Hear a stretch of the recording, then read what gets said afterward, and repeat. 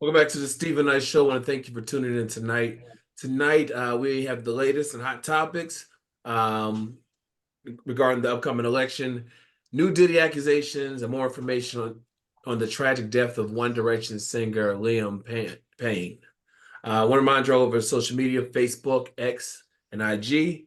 And I didn't realize our Facebook page was popping as much as it is. People be going in on those comments, so check that out.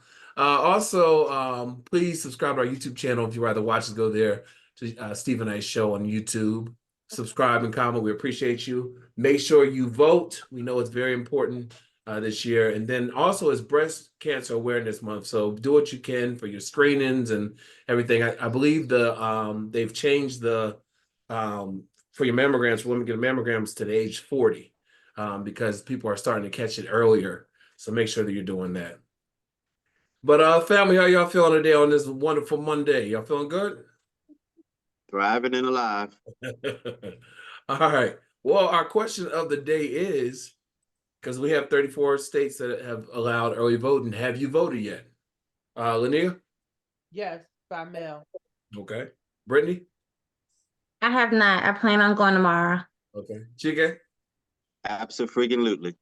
I did too. I voted the first day of early voting here in Georgia was last Tuesday. So it felt good to get that little sticker. You know what I mean? I only wore it for a few minutes. I did it after work, but it was good to put it on. Well, let us know at home. Have you voted yet on X, Stephen Knight Show, SHO. All right, so let's talk about the campaign trail. So they keep asking the question, were you better off 4 years ago than you are today financially? And I was thinking about today, financially, I had more money because I was sitting at home and I couldn't go anywhere. And they had the, I didn't have to pay my mortgage because they had the deferment program. But I wasn't doing anything but ordering food, drinking, and buying stuff off Amazon. So no, I was not better off. I got fat, couldn't go to the gym. But I'm gonna ask you all that before we go into other things. Brittany, were you better off 4 years ago? I do think like the circumstances were different. Like you said, like I was at home, not going anywhere. At that time, I was in Virginia. I was actually living in Henrico. So my job was 15 minutes from my apartment. I didn't really have to drive like that. Like, Right. it was just, I had different circumstances. Yeah. What about you, Chike? I hate that question, and it really like puts knots in my back every time I hear it, because we were in the middle of a pandemic. Right. We were all running around in fear of our lives. Call it what it is. We were in shelter. We were in homes, scared to come outside, scared to touch the packages that we were ordering Amazon from. You know, didn't want to get close to another human being. Yep. So how can you say that you're better off? You were better off then than you are now. We were living in a state of fear. Exactly. No, I was not better off 4 years ago than I am today. Yeah. And the Republicans, they keep pushing that. That's what they're pushing. October 4 years ago, I remember that was like a first travel for the first time. But again, I was wearing a mask. I was scared. I went to DC for a friend, her birthday, scared to death. Couldn't do it, and DC didn't play during the pandemic, But Linnea, what about you? I feel the same way in regards to the fear. And I would say no, because at the end of the day, for me personally, I was the only one in my office who was still required to go in office. Everyone else could work from home. So I was still going outside, back and forth, but also the circumstance was different. Like Chike said, we were in a pandemic, so we had no choice. I still had to pay my rent. There was no moratorium, me paying no rent. Yeah. Compared to now where I willingly resigned from a job that was causing me mental stress. Right. And and I'm not working a regular 9 to 5 now. So yeah, that question is kind of that point is stupid. Yeah. So yeah. Well, over the weekend, Kamala Harris, she campaigned in Atlanta. She came to Atlanta yesterday. She went to two churches, which was actually her 60th birthday, and she was trying to court the Black voters. I saw one of the touching tributes when she was at Jamal Bryant's church that they started singing happy birthday to her. And then the other church, Stevie Wonder, sang happy birthday to her. But also Usher and Lizzo both spoke at different rallies over the weekend for Lizzo in Detroit, where she's from, Usher here in Atlanta. Now, McDonald's was trending after Donald Trump made an appearance in Pennsylvania restaurant. Some felt like he was trolling Kamala Harris while he worked the frying machine. You recall that Harris has indicated she worked at McDonald's in 1983 during the summer. Now, the McDonald's that Trump went to was closed for this event, staged event, and the people that came through, they were pre-screened by Secret Service.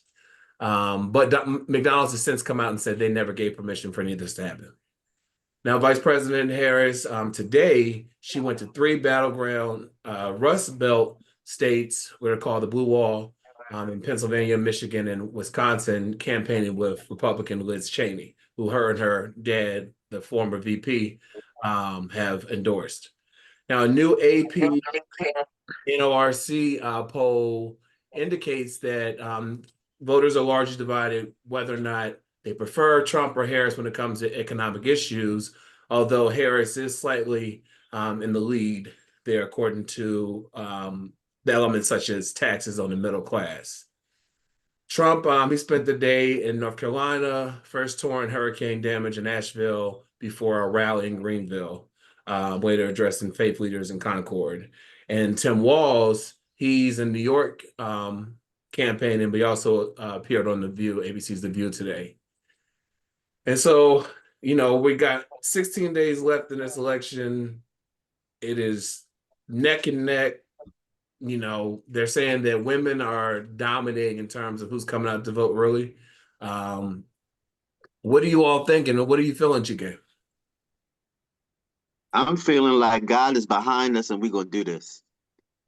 I've never joined a campaign in my life, but I felt compelled to get behind the Harris Walz campaign. Yeah. And I've been doing my thing. And the people that I'm working with are doing their thing. Yeah. And surprisingly, there is a camaraderie and a sense of family with everybody that's a part of this movement. I can't say that I've ever, the closest thing that I can talk about that I know something about would be the Million Man March, about the energy around people being involved in a thing. And people are really involved in this thing, and they really are amped up with positive energy for her win. So I'm optimistic and hopeful. Yeah. And, celebrities are continuing, and people are continuing to endorse her. Cher came out over the weekend to endorse her. Mark Anthony came over to endorse her. And I read, I didn't see who it was, even a Fox News anchor came out and endorsed her yesterday. But Linnea, what are your thoughts? What are you feeling, as it relates to the election? Some mild anxiety. So GK and I have lived in the same complex at one point in time before he decided to leave me. Right. And he knows that where I live at, right around the corner, there is a Trump store. It's been there since he left out of office. And it grinds my gears every time I have to drive past this particular store. And what was becoming discouraging out here is that, seeing a lot of Trump stuff. But within the past, few months, I'm starting to see more Harris Walz things, being put out, which is making me feel a little bit better to see that. But there's still some anxiety there, especially when the other side can tap into these shucking and jiving Black folks like LaVon Ball, like Antonio Brown, like Amber Rose, like Candace Owens. When you can tap into these people, especially the 2 foot, because since I watch sports, it was a disappointment. Not Antonio Brown, I guess I could expect it. Levon Barr was something else, and Jay and I had a conversation about that. And he was like, "Are you serious?" When I told him, Even his shirt, Trump versus Trump and Trump. Trump. I don't care who you want to vote for. Right. It's the disrespect that I have an issue with. Why must you continue to disrespect this woman who is overqualified for this position? That's the frustration, and the fact that he went on this orange man went on and had this whole charade at McDonald's, with Trump supporters. Trump, you know what I mean? Like everybody there was, so he went and this was all staged, and people don't realize everything that he does is staged. Whatever. I'm over it. Passing it on. Because he won't go to these interviews. He won't do the shows. He canceled a lot of appearances. And someone from his campaign release statement said exhaustion. Of course, he said that's not the case. He's not exhausted. Mind you, he's the oldest person to run for president at this point. Brittany, what are you seeing, and how are you feeling about this? I also saw on the news that they said something about he's becoming less cognizant. All the things that he said about Biden, he's actually Yes. losing a lot of the his words and his thoughts and his speeches along the way when Yeah. he was making all that rhetoric about Biden. Yeah. But I definitely think that the disrespect is just unnecessary, regardless of how you feel about what position you don't want her to have in the upcoming presidency. It's the fact that she still holds a position currently. Like, she is still the vice president of our nation. So I think that it is just, it's baffling to me, like, that you would just disgrace that position like that, like by calling her a B or a tramp or anything else, Yeah. regardless of what you want her to do or what you feel like she didn't do for you. So Yeah. I agree. And like that Lord Can Lamar. I address that? Can I address that Trump versus Trump thing, Yeah. and the whole thing about male black I voters? want to say this before you address So the ticket, before you address We're real talking about quick. Lord Jamal, right? Lord Jamal, Okay. he called her, "I ain't voting for that bitch." And what's For a his, dog. yeah, and who was it? And he's supposed to be he's under the God, and I said this to Jay. I said, "Yo, somebody's gonna check him," and sure enough, somebody checked him. They checked him. That's not what they believe in. Yeah, he said, regardless of what you feel about about her as a politician, she doesn't deserve that disrespect. And he later came out and he did apologize. Said he took it too far. But Chike, what were you going to say about that? So this narrative that's floating around about black men don't want to vote for Kamala Harris for whatever reason. This is my thing on that. Anyone that knows me knows that I am far from prejudice in that regard. I have friends of many nationalities, races, whatever. However, there is something about the men in our community that idolize the Anglo-Saxon males living and their lifestyle. They want to have the economic prowess. They want the mansions. They go to the women. They want that whole ideology of being a white man in America because it's their fantasy. Mm-hmm. That's not your fantasy, black man. And for you to be misogynist and think that putting down this black woman who is strong and powerful is going to make things better for you, look in the mirror and really look at who you are and how you fit into America. And think about your ancestors and how they fit into America. They don't think that a woman can be strong, but listen up. All of you have a mom. Your mother is a strong black woman. She handled things very well. Yep. And any woman that I know, in my circle, anywhere, all of the women can hold things down. Yep. So that whole thing of putting her down because she's a woman, or you not knowing if a woman can run the country, well, a woman raised you. Right. Right. And I just need for men to really think about that and cut the misogyny. A real man knows how to step aside and let a woman handle things. Yeah. And Mark Cuban, he has endorsed Kamala as well, and he's a billionaire. And he said that the reason why he supports her is because she's smart and that she will reach out and ask questions. She'll reach out and get the advice of people who are industry leaders Yeah. and whatever. She's reached out to him, and they've talked about policy. Even what she's doing now in her coalition, if you see who she's pulling in, she is Republicans, very smart. She's pulling independents. in all kind of resources. Yeah. And that's why hundreds of Republicans campaigned for last week.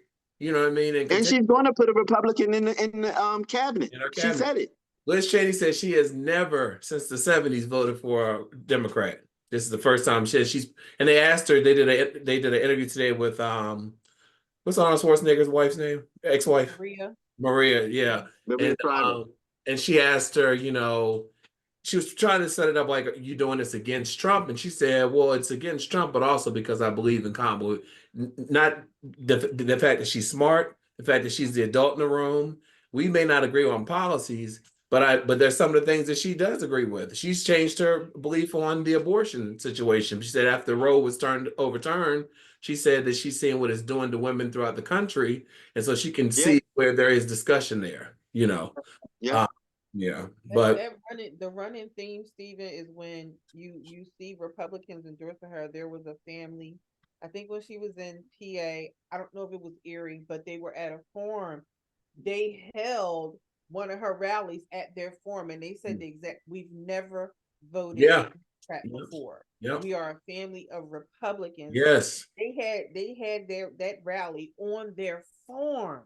For this woman. Mm-hmm. That says a lot. It does. It says a lot. It does. It really does. Well, today the individuals known as the Central Park Five, who were wrongfully convicted for brutal assault in New York back in 1989, have filed a defamation lawsuit against former President Trump. This comes after he continues to accuse them, particularly during the presidential debate, where he suggested they were responsible for the crime. In response to the comment from Vice President Kamala Harris regarding Trump's history with the Central Park Five, Trump claimed that they had initially pleaded guilty to the assault before changing their plea to not guilty during the debate. He also stated that they killed a person ultimately. As you may recall, Trump interjected himself into the matter back in '89 when he took out a full-page ad in New York, major newspapers, calling for the death penalty for whoever responsible for further leading into division in the city. Referred to now as Exonerated Five, they have filed a claim in federal court in Pennsylvania today. They assert that Trump defamed them, intentionally inflicted emotional distress while portraying them in a false and offensive manner through his remarks during the national debate. Now, Yusef Salaam, he's in office now. He actually confronted Trump at the debate and in the press room where they can all go in afterwards. And Trump insinuated the same thing. And so they said this led to the suit. But do you think, Linnea, that they have a case here? I'm just gonna say yes at this point. I am there's a few things with this, right? Those they are men now. Yeah. They were children back then who were coerced into a confession. Yep. They never pled guilty. They were found guilty. There's a difference. And to keep it, didn't he already get hit? He had to pay out money for that, right? Yeah, New York did. I believe New York did. It was already one suit. Yeah. So, no, he did. Yeah, in 2016 or something. Yeah, he had to pay out the first time. Yeah. So to come back after you've already had to pay out the first time to say the same thing and then add on somebody ultimately was killed. Yes, that's defamation of somebody's character. Yeah. Those men are minding their business, living their lives, and here you go talking. Instead of, you could have just said no comment. Or after they were exonerated, apologize. But he wouldn't do it. Brittany, do you think they have a case? I do. I think that it also says like he takes no accountability. Like, and why would you want that as a president? Because even after they were found innocent, he came back and said that he stood on what he did, putting them in the newspaper and all of that. requesting the death penalty because they were found guilty. And so he like doubled down over and over again. And it just, even once he paid out, he's now doubling down again during the presidential debate on things that were wrong. I think it's very unfair to even drag them up into this when they already gave so much. Like, even watching a documentary on them was hard for me to watch. I wasn't even born during that time. So like, finding out about the information, like, they really suffered. And so like, just to keep bringing them a reminder of this, like, I can't imagine what they go through. Right. Just like the Haitian immigrants, he's still talking about that. And now he's saying that they're eating geese. Chike, what are your thoughts on this case? So your question was, do we think that They have a case, if they have a case or not? Mhm. To me, it doesn't matter if they have a case or not. Every time that orange ass lies, take that ass to task every time. Yep. Because he likes to use the press as a weapon. Use it back to him. Take him to task every time. Yeah. If he wants to lie, we're going to court because that's his favorite thing to do, right? Go to court. That's where we're going. Absolutely. We'll take a quick At break. what point would he stop? Oh, sorry. Because I feel Hey. like even with the song thing, he used somebody's song without asking their family. He got in trouble for that. Oh, wait, Like, wait. It's over, like probably over 100 artists that have sent him a cease and desist. Yeah. Because he no, but keeps using somebody's their family music. is actually suing. Like, well, Oh no, the that's Isaac family. Hayes' family. Isaac Hayes' family, yeah. So they got an Mhm. injunction. They got an injunction, and now they get to move forward with seeking compensation. So I don't think that he's used it since they got the injunction. But he's used other people. So now, Mhm. of course, people won't know until people tell them See it. that, what I mean, he's been using their music. I just don't understand why you just don't stick with Kid Rock, and because he loves you. Yeah. What about his daughter-in-law, Laura Trump? She makes music. Use her. Does She made us a song. Right. That's my point. That part. she's on the Breakfast Club too? Talking I about know. Right, he's not racist, right? She's never seen it in 16 years. When we come back, more on the Diddy accusations, and Angel Reese, she discusses her salary and more on the tragic death of One Direction singer Liam Payne. Right back after this.